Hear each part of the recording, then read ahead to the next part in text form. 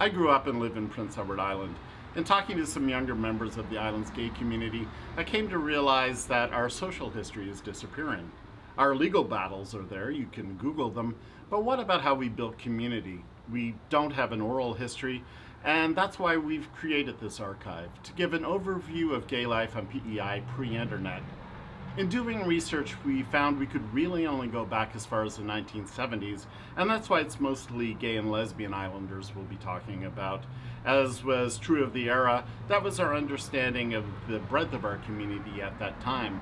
It should be noted, though, that island artist Erica Rutherford was a trailblazer for transgender people both here and elsewhere.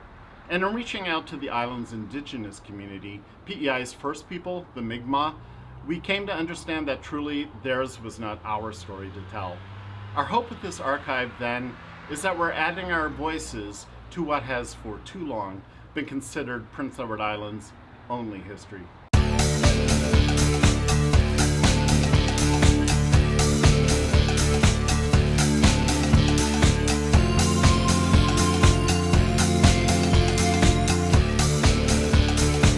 Hi, Darrin. How are you? Hey, Dave. I'm great.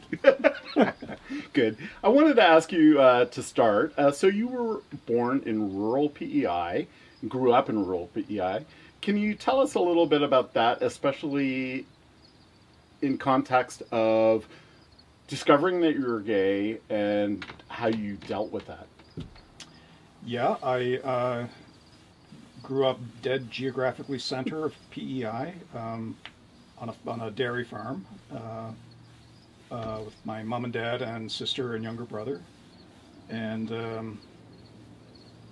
I think like most rural kids, it was you work hard on the farm, and socializing outside of school was pretty limited. You'd go to birthday parties and you'd have arranged play dates, but anytime you went anywhere other than walking distance was needed the parents to drive you. Right.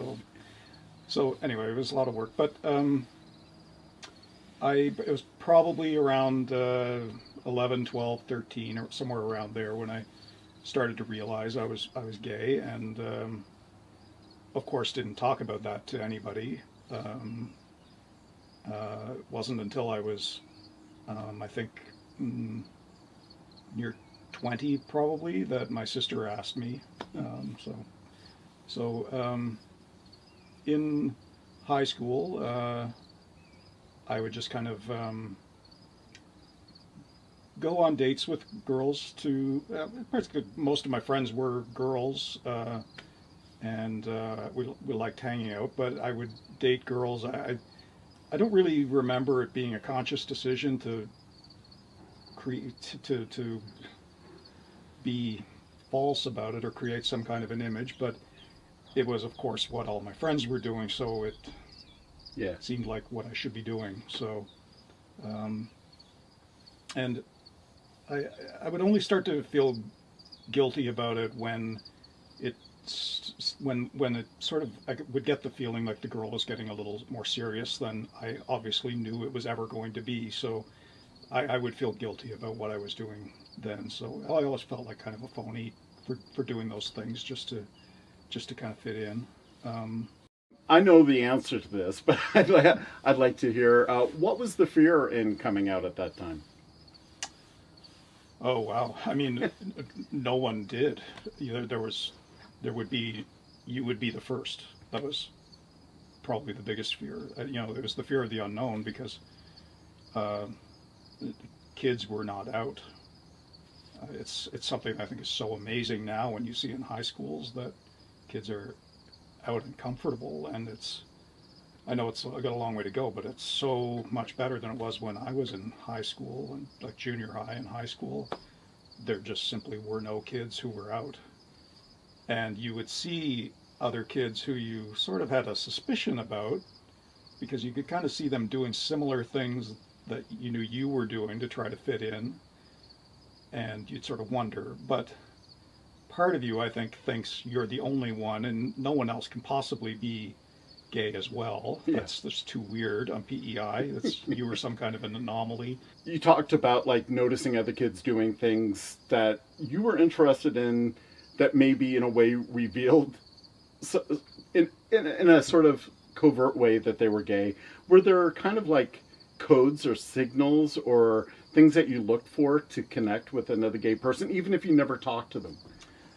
I think a lot of it was visual cues. I I bought my first GQ magazine when I was, I don't know, some ridiculous young age for that. And of course you couldn't actually buy any of the things you saw there, but it was, you'd read about New York and designers and things. And not that I was ever really into fashion, but I remember I really wanted pleated jeans, and I saw them in this magazine, but you couldn't find them anywhere. Nobody sold them at Dave's Cave or anywhere like that. So, but I finally got a pair and wore them. And I remember this other guy, a few weeks later, had a pair of pleated khakis on, and I remember that was all it took for me to wonder, like, maybe, could be. And it was things like, taste in music, like just seeing somebody who was interested in something a little different than Right. what all the other kids seemed to be interested in. That was kind of all it took to make you sort of wonder. And most of the time I was probably completely wrong, but I later found out that a couple of times I actually, the gaydar was working a little bit, and I actually did get it right. But Bronski Beat was a dead giveaway. Yeah. You mentioned that your sister asked you when you were about 20. How did that conversation go? yeah, I was home from university and for the summer, and I was staying with my sister at her apartment in town. And we were just out on the lawn in front of her building one day. I don't remember what we were talking about, but she, out of the blue, just asked me if I was gay, and kind of knocked me sideways a little bit, but I said, yes, I am. And it was just the most amazing moment of my life up to that point. I think it was just the relief of finally saying that to someone that you spent your whole life growing up with was amazing. And she was amazing, and still is. She's fantastic. So that was, your sister was the first person you came out to. Well, first person from the family that Right, I grew yes. up with. Yeah, Right. yeah. Can you describe for me the gay community on PEI when you first really encountered it? Well, I was pretty late coming to it. I had met my first partner when I was quite young. I was 18, and we just started hanging out, and we ended up getting an apartment together, which of course was to just save on money. We were just going to be roommates and move in, but we ended up being together for 18 years, and during that time we moved to Ottawa, where I went to school for 5 years, and eventually moved back to PEI. That'd be in 92, 93. So up until that point, I really hadn't had any exposure to any kind of gay social life in PEI. What's interesting for me is, unlike me, who sort of found my way into the gay community and then met someone, you kind of met someone and then found your way into the gay community. We were a gay community of two, basically. We didn't do, neither one of us were, we were a couple to an immediate circle of coworkers and friends, but we didn't go to gay events, or we weren't outwardly. Right. We weren't out. We would go to movies and things, but you'd be walking, because I didn't have a car at the time, so you'd be walking back from going to a movie, and somebody would yell, fag out the car window as they went by you, and you'd be mortified because you'd be thinking, what about me gave that away? And you realize it was just because there were two guys walking along. And I think that's the thing on PEI, at least in my experience. A lot of time things are accepted as long as they're not spoken. And I'm talking about sexuality in particular there, right? Yeah, absolutely. Yeah. And I wasn't in a place mentally where I was trying to push things beyond that. I was quite comfortable being as blending in as best I could at the time. Yeah. Yeah, me too. I mean, the whole thing was to be a normal person, right? But Yeah. whatever that meant. However, it was like you had this thing that you were pushing down and for me, I found it was kind of killing me in a way, just because. I know exactly what you mean. Yeah. Because you suddenly realize one day that your circle of friends has gotten very small because you're hiding a big piece of who you are from the people around you. So you're being very selective about who you get very close to. And yeah, I remember having this realization one day after moving back here from Ottawa that there were really very few people that I consider good friends. Yeah. Well, because you have that kind of secret and you have to protect that secret. Yeah. You know what I mean? But I don't know, I guess we just hit a point in our lives where it's like we have to move beyond that. Yeah. Yeah.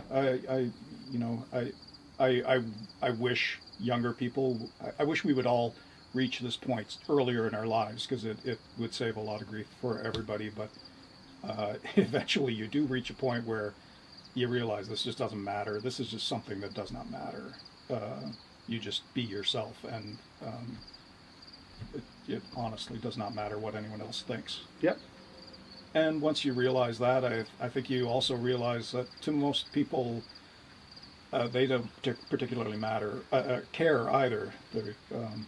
When I didn't come out to my parents until a couple of years after breaking up with my first partner. So that would be around 2001. So I was in my 40s. Yeah. Before that, and it was, I think, like for a lot of gay people, it was you just think, why didn't I do this 20 years ago? Ooh. You realize that that it changed your relation. You had a whole relationship with these people that could have been so much closer and so much different if you had been able to be more honest earlier. There's always that fear of rejection or fear of, I was scared of being reduced to the gay guy. Do you know what I mean? Well, it's like, you're no longer Dave or Darrin, you're, the gay guy, and then people can make jokes about you, Yeah. And you know what I mean?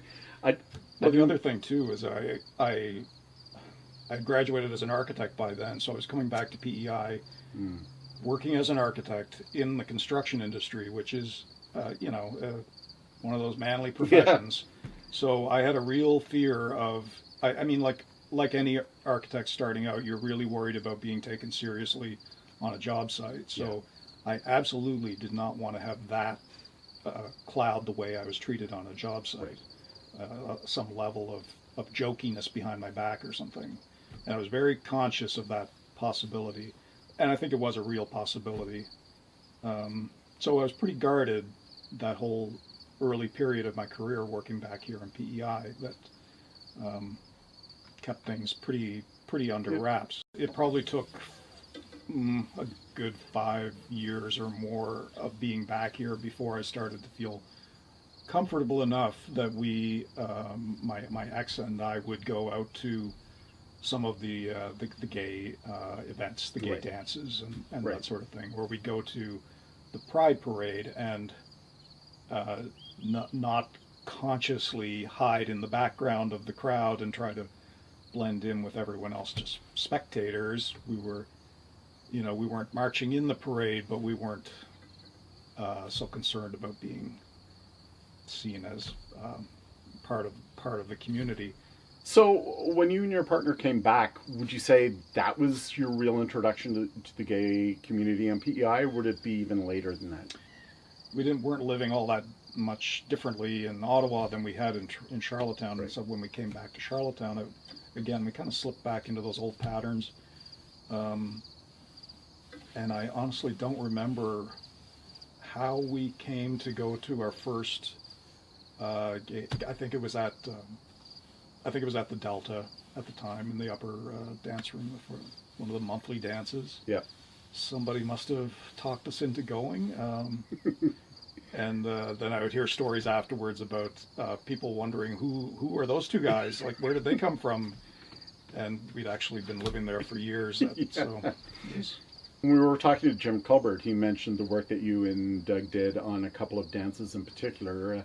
The Western one seems to have stuck in his mind. But can you tell us just a little bit about some of the work you did on? Were there a couple or more than that? I think we did 3. Okay. Those were a lot of fun. The one that stands out in my mind and others, I think, was Wild Wild East, which was a Wild West theme, and we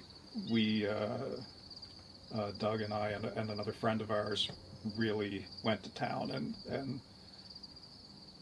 and the event was I think a big success. But people still mention that years later, and the crowds were great. A lot of people from off island were there. And it seems like the whole people from the Maritimes would travel to Pride each other's Pride events, and that was a huge one. Final thing for you, is there anything you'd like to say to add to this archive? It's a rocky road for a lot of gay people growing up in PEI, and I think rural PEI especially, because you're kind of on your own little island that is your farm, and it can be a lonely experience. But if you're lucky and you stick it out and you surround yourself with good people, you can have a really amazing life here, and I wouldn't trade it for anything.